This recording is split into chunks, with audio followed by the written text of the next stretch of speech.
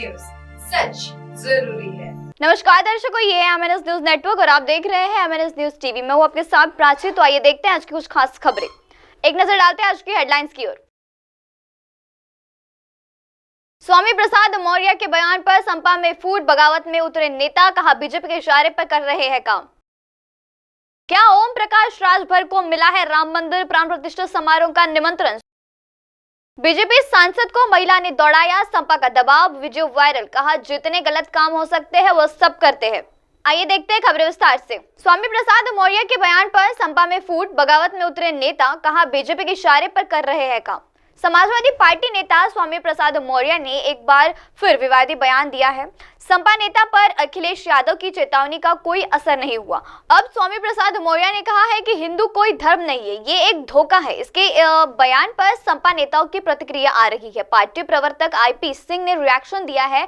संपा प्रवर्तन ने कहा है कि जो घर फूके अपने चल रहे हैं, उनकी बेटियां बीजेपी से सांसद घोर सनातनी है। पहले उसे हिंदू धर्म, सनातन धर्म की कमियों के बारे में समझा लेते हैं। जब 5 वर्ष बीजेपी में कैबिनेट मंत्री थे, तब 2 शब्द हिंदू धर्म के बारे में मुंह से नहीं निकल पाए थे। मुझे लगता है कि आप स्वामी से बीजेपी के इशारे पर काम कर रहे हैं। इससे पहले स्वामी प्रसाद मौर्य का कहना है कि हिंदू एक धोखा है। वैसे भी 1995 में सुप्रीम कोर्ट ने कहा था कि हिंदू कोई धर्म नहीं है, यह जीवन जीने की एक शैली है। आरएसएस प्रमुख मोहन भागवत ने 2 बार कहा है कि हम हिंदू नाम का कोई धर्म नहीं है, बल्कि यह जीवन जीने की एक कला है।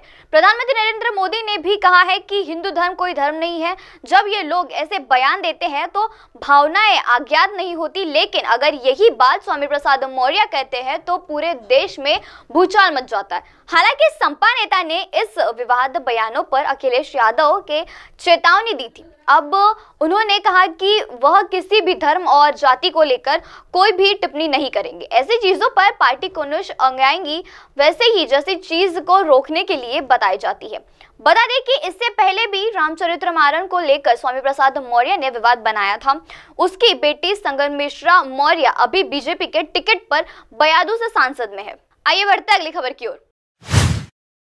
क्या ओम प्रकाश राजभर को मिला है राम मंदिर प्राण प्रतिष्ठा समारोह का निमंत्रण? सुभाष संपा प्रमुख ने दिया यह जवाब। राम मंदिर के उद्घाटन की तैयारी जोरों से चल रही है। रामलला की प्राण प्रतिष्ठा समारंभ के लिए मोहन को न्योता भेजा जा रहा है। इस बीच जब राम मंदिर के उद्घाटन को लेकर सुभाष और ओम प्रकाश राजभर से बात की गई तो उन्हें इस पर खुलकर बताया।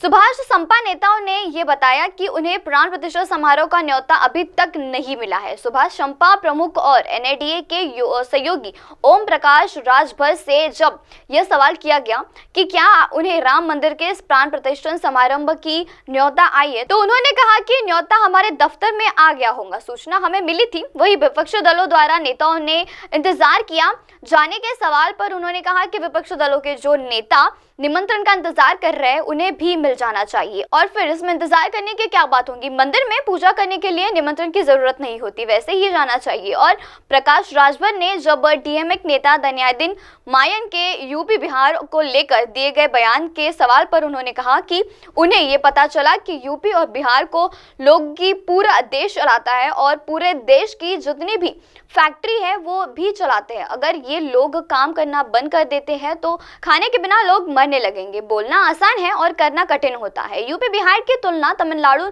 नहीं कर सकता है। इंडियन गठबंधन का राज्य भर के दौरान इस गठबंधन को लेकर भी निराशा साधा और कहा कि यह सब लोग जनता को लूटने वाले हैं। इन्हें ईडी सीआईबी का डर है, इसलिए ये एकजुट हो गए हैं। इनकी एक लाइन है, विपक्ष ने ठाना है कि 24 में मोदी को प्रधानमंत्री बनाना है। समाजवादी पार्टी मध्य प्रदेश चुनाव में जाकर 71 सीटों पर लड़ी और कहा कि कांग्रेस को वोट मत देना, ये चालू पार्टी है। जब ये हमको धोखा दे सकती है तो जनता के साथ भी धोखा कर सकती है।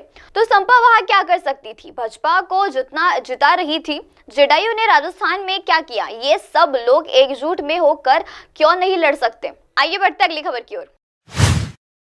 बीजेपी सांसद को महिला ने दौड़ाया, संपा का दावा, वीडियो वायरल, जितने गलत काम कर सकते हैं वो सब करेंगे। चुनाव नजदीक आते ही जनजातीय प्रतिनिधित्व को लेकर मतदानों का विरोध शुरू हो जाता है। एक ऐसा मामला उत्तर प्रदेश से सामने आया है जहां भीड़ ने अपनी मांगों को लेकर सांसद महोदया को दौड़ा दिया। जनता का जवाब न देना पड़े इसलिए उन्होंने वहां से चले जाना उचित समझा। पूरा वाक्य उत्तर प्रदेश के कौशाली जिले के साथ सामने आया। कौशाली में भारतीय जनता पार्टी सांसद विनोद सोनकर का विरोध देखने को मिला। विनोद सोनकर यहां आयोजित विकसित भारत संकल्पन यात्रा कार्यक्रम में शामिल होने पहुंचे थे। वे मंच से भाषण दे रहे थे, तभी ग्रामीण के बीजेपी सांसद का विरोध शुरू कर दिया गया। विनोदी सोनकुर ग्रामीण के सवालों का जवाब देने से बचते हुए नजर आए। ग्रामीण रोजगार और आवास के पैसों की मांग पर सवाल कर रहे थे। ग्रामीणों ने सांसद विनोद सोनकर मर्यादाबाद के नारे भी लगाए। जिला पंचायत सदस्य, ग्राम प्रधान समेत सैकड़ों ग्रामीणों के सांसद का विरोध कर दिया। इस दौरान सांसद विनोद सोनकर का काफिला भी रोकने का प्रयास किया गया। बीजेपी सांसद को वीडियो क्लिप का जो इस्तेमाल किया वह भी सोशल मीडिया पर वायरल हो रहा है।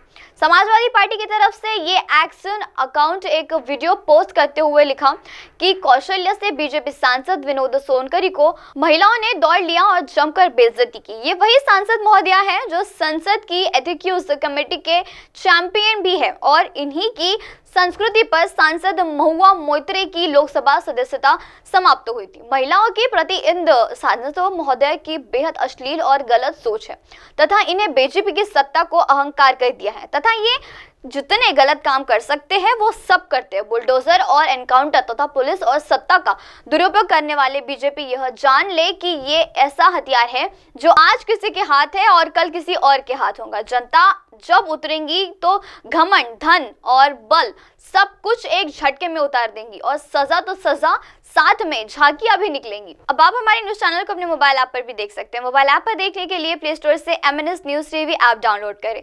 Insta, Hike, Twitter, Koo, Facebook जैसे कई सोशल मीडिया प्लेटफॉर्म पर हमारा चैनल उपलब्ध है। आप इसे यूट्यूब पर भी देख सकते हैं, आप इसे यूट्यूब लाइव भी देख सकते हैं www.mnsnewstv.com पर। अब वक्त तो चला है दर्शकों ब्रेक का। ब्रेक से लौटने के बाद देखते रहिए देश और दुनिया की तमाम बड़ी खबरें। बने रहिए MNS न्यूज टीवी पर। नमस्कार।